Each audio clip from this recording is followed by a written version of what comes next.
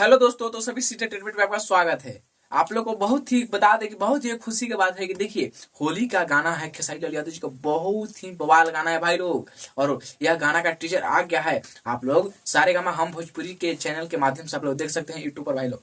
क्या गाना आया है खेसारी लाल यादव जी का। और उनमें और गाने का नाम आप लोग को बता दे भाई लोग, तो गाने का नाम है भगिनवा का फुआ, जो कि गाना का नाम है भगिनवा का फुआ। यह गाना बहुत ही कमाल का म्यूजिक था। तो दोस्तों, टीजर 1 मिनट का टीजर है दोस्तों।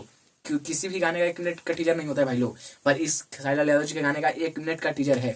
और 1 मिनट के टीजर में आप लोग देखिए कितना अच्छा वीडियो है और कितना अच्छा गाने का म्यूजिक है। तो आप लोग को बताया दोस्तों कि उस वीडियो में भगिनवा के फुआ जो गाना है, उसके गाने के वीडियो में यामिनी सिंह जी डांस किए हैं और उनमें खेसारी लाल यादव जी सिंगिंग किए हैं। और फेमस सिंगर है नेहा राज जी, जो कि फेमस सिंगर है नेहा राज। वो कमाल का गाना है भाई लोग, क्या आप लोग को पता है। और गाने का नाम क्या बताए, भगिनवा का फुआ, जो कि बहुत ही बवाल गाना है भाई लोग, बहुत ही जबरदस्त। और ये गाना आने वाला है भाई लोग, कल सुबह आएगा।